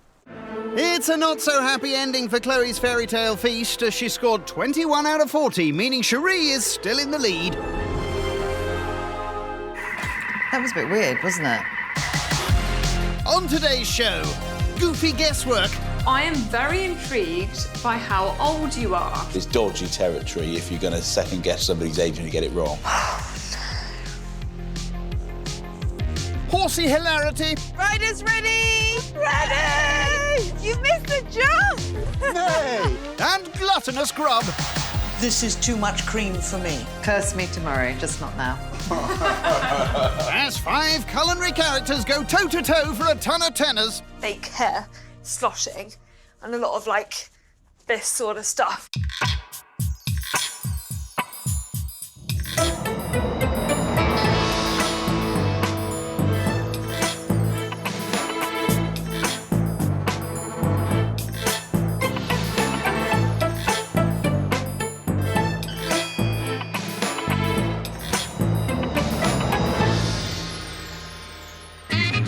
It's the final night in Gloucestershire, where the spring that put the spa in Cheltenham Spa is thought to have been discovered by pigeons. Sounds like a coincidence to me. And hoping not to ruffle any feathers tonight is horse-mad Holly. You know that's not a real horse, don't you? I'm extremely competitive. There's no place for second in our house. Well, it's not your house, because like all the hosts this week, Holly's throwing her party in this posh pad. I'm used to an Arga. Where's the Arga? Nowhere to be seen. Hope you find it soon. You've got a tough crowd to please. The criticism has been going up a notch every night. And it all started on night one with vegetarian Sheree's mythical evening. Cheers to you. When her meaty mane failed to impress. Probably a little bit overdone for me. I'd go for rare, more medium rare beef. My hosting was pretty good, I think. My atmosphere was up there. She was followed by professional storyteller Chloe, whose night of tall tales was divisive. With pistols, and one of them had a blunderbuss. And her fairy tale food fell flat. And I think what people are a bit scared to say, and I think it's a little bit bland. I feel like I could probably say a little bit more, maybe. I think you've said plenty. I don't want anyone to beat me, but it's a full-on hope, it really is. Estate agent Mike hoped his relaxed night full of food would be a selling point. There is so much going on, so much work. Well done. But it wasn't everybody's cup of tea. I would just say possibly it was playing it a little bit safe. But there were 6 different things made from scratch. Yep. The atmosphere of the night and the way that everybody was involved and contributing to conversation created a really nice, relaxed atmosphere, in my view. Last night saw landscape gardener Dan's evening start with a bang.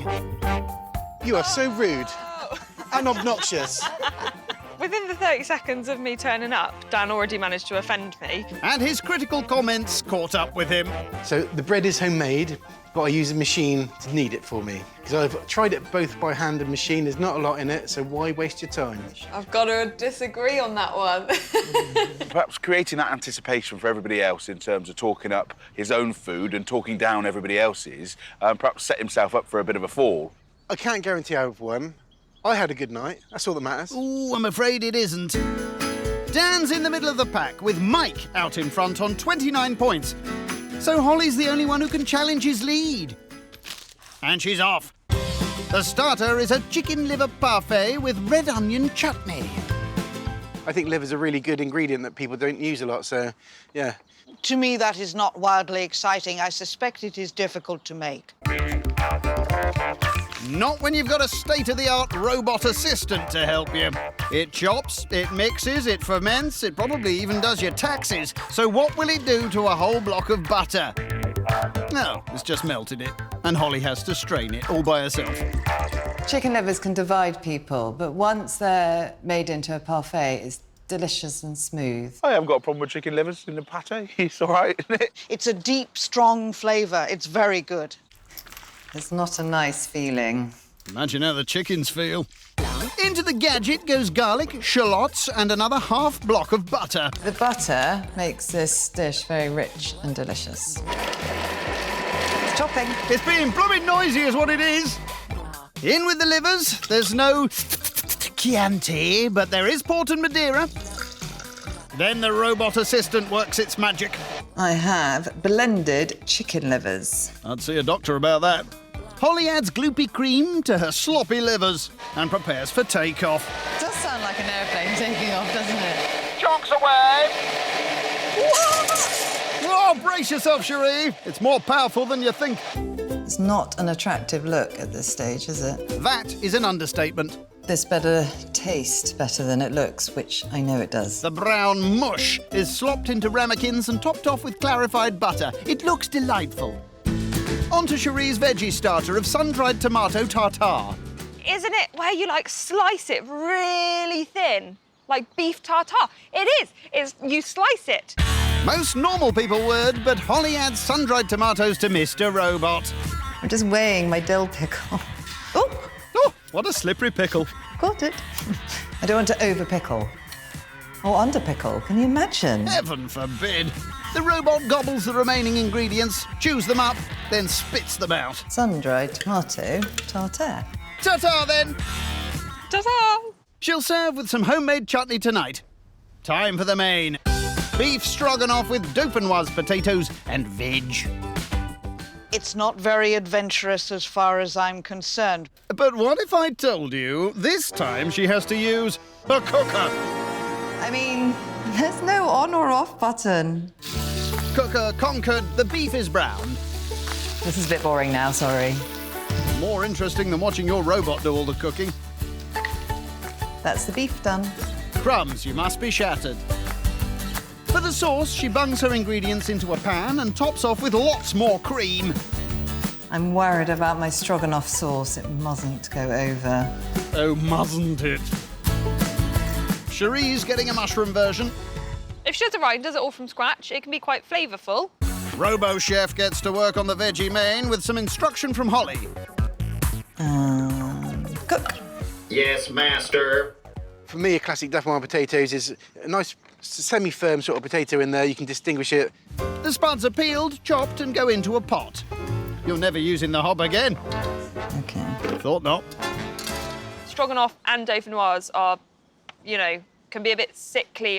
Wait till you see the cream. So the cream has solidified on the top, so I just want to make sure it's okay to eat. So if I die, it was nice knowing you. Down the hatch. It's fine. She adds the unconvincingly fine cream and leaves her robot underling to do her bidding. That was a bit weird, wasn't it? It certainly was. Moving on. Dessert time. Lemon posset with shortbread. I can't go, oh, that's a bad posset if I don't know what posset is, can I? I'm sure you'll find a way. Yeah. Holly pops cream and sugar into a pan. Come on. What's the matter? I'm supposed to see it bubbling. What's it currently doing? Not bubbling. Well, that's told me. It's bubbling! Yes! Hurrah! Now what? Deposit. Deposit? Ah, you. That's genius. Sorry, it's not funny at all. I don't know why I thought it was funny. It's an emotional roller coaster with you. Lemon, but lemon again. Feeling good, Sheree? My top tip for a lemon posset is to roll your lemons like this, because then it's easier to get the juice out of it. I prefer to cut them open and use a juicer. Holly adds the lemon zest and juice, then sloshes into mugs. And they're in to chill. She'll serve with homemade shortbread later. All I've got to do now is go and get ready and make sure I win the best turned out. Off you trot then. Everyone looking forward to a day at the races? I think she will be bringing her big hat tonight for a day at the races. That's what they wear, isn't it? I've never been. Fascinating. See what I did there? Let's go saddle up. It's funny you should say that. Here comes Sheree. Oh, Sheree, Sheree! I'm loving it. So I really wanted some advice on if my legs are too high. Your legs are a little high, but really don't worry about it.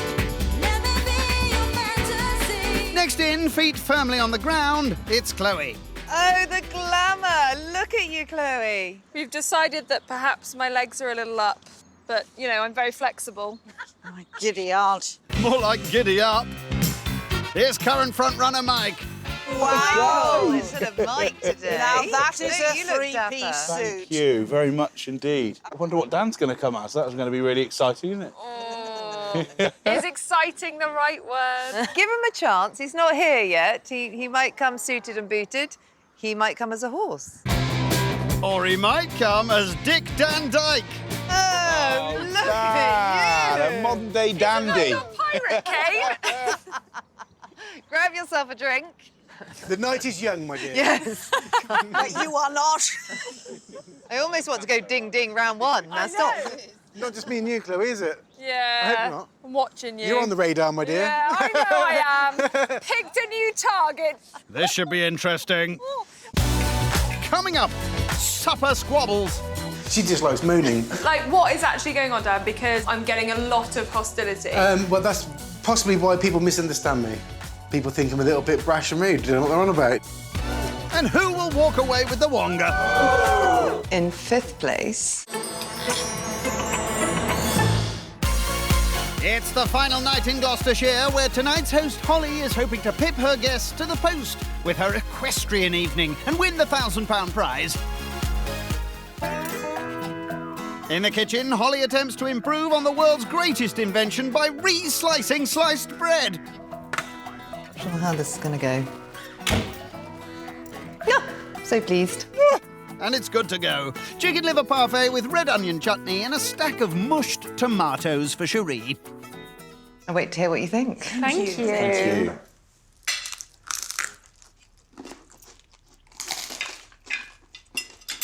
This is pretty amazing. I would expect to eat this in a restaurant.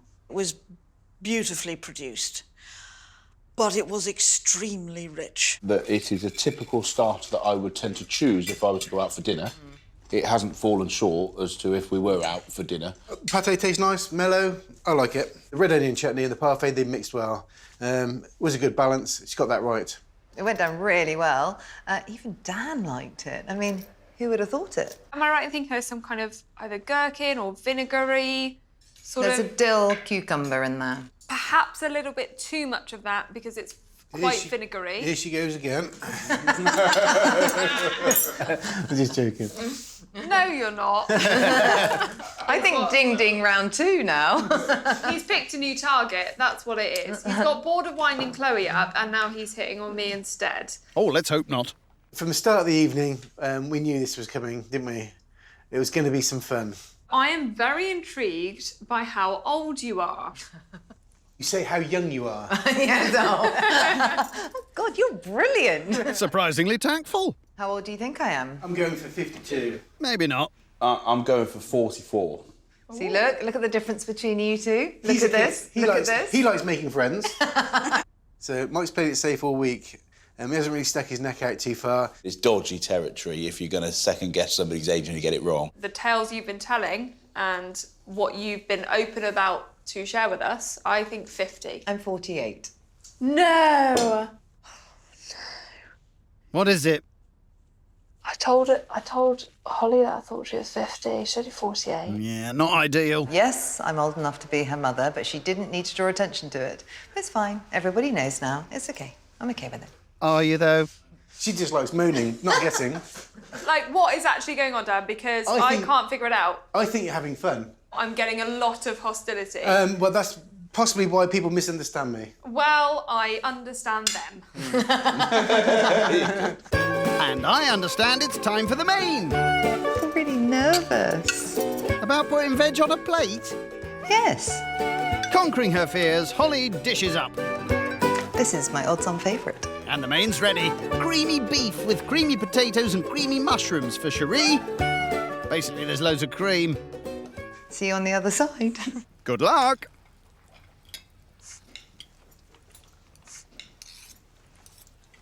I'm astonished that you could make it this flavoursome in one day. Because normally something like this I would insist on making 1, maybe 2 days in advance. Cracking midweek meal to have with your family, but not necessarily something that would be a showstopper at a dinner party. Dauphinoise, perfect. The mushroom stroganoff, perfect. I can't complain about them as separate bits and pieces. But together, too much. Potentially too much of the creamy texture. I would like to ask on Sherry's behalf, did you grow the carrots yourself and the beans? I feel that someone is very bitter about their own evening and perhaps should focus on the fact that this is Holly's night. I'm loving the banter.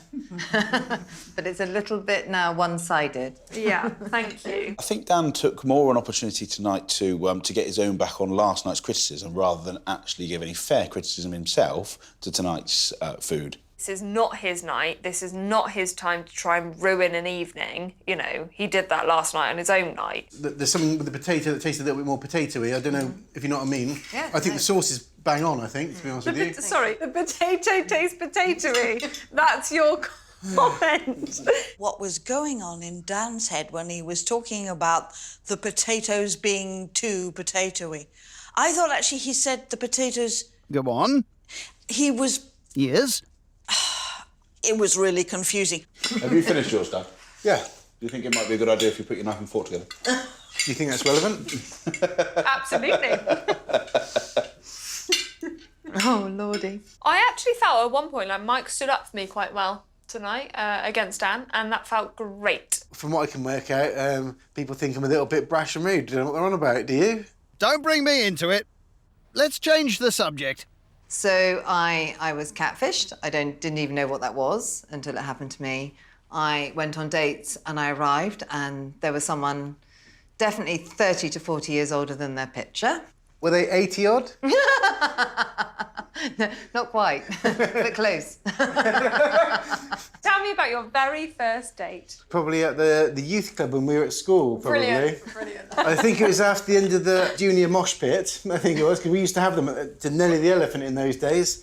Couldn't stand the thought of Dan in a mosh pit. Imagine coming across him late at night, sweating all over you. No thanks. Get some Nelly on and we might do it. Great! Cue the music. No, you're not having a mosh. You are not having a mosh. Boo! How about you, Sheree? Be a lot of like fake hair sloshing and a lot of like this sort of stuff. All right, that's quite enough horsing around. Oh no, I take it back. It's race day. Right then, you lot. First past the post wins. Riders ready? Ready! Go! Surely they need some sort of handicapping system here. You missed the jump! This is an absolute farce. Careful, it'll refuse. So the winner was Mike. Nay! Nay! I'm sorry, but I won that race. We all know it. By style and speed. Got a horrible feeling of the bad omen that Mike's win today means he might win overall. But I'll be very happy for him. Yeah, convincing. But will your guests be happy with the final course? Holly puts her pudding cups on some very large saucers and dessert is done. I'm on my way to the winner's enclosure. Hopefully via the table. Dessert's ready. Lemon posset in a mug with homemade shortbread. Lovely to see you all back. Pudding time.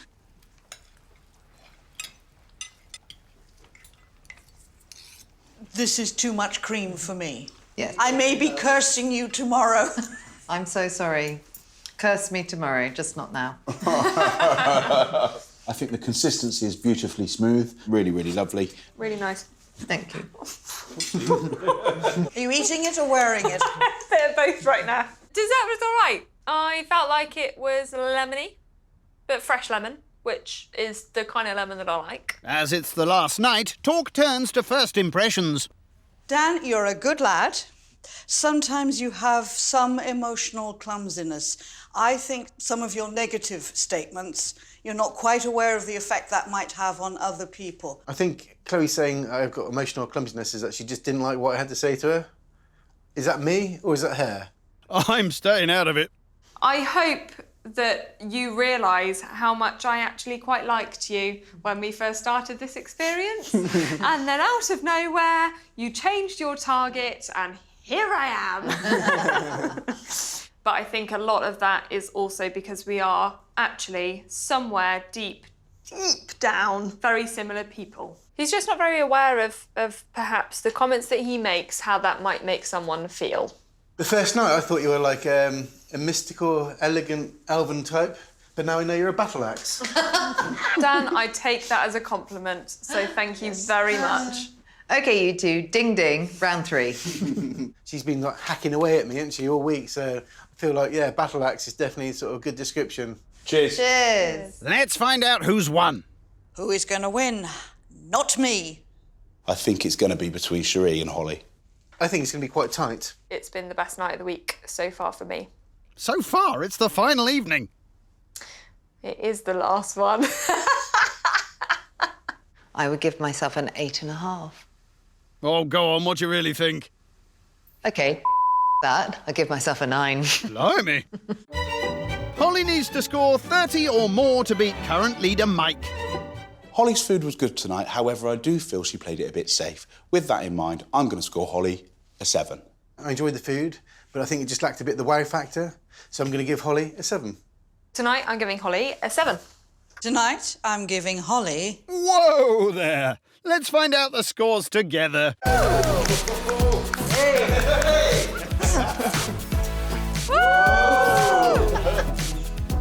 In 5th place is Chloe. Yay! Well done. Joint third place is Sheree and Dan.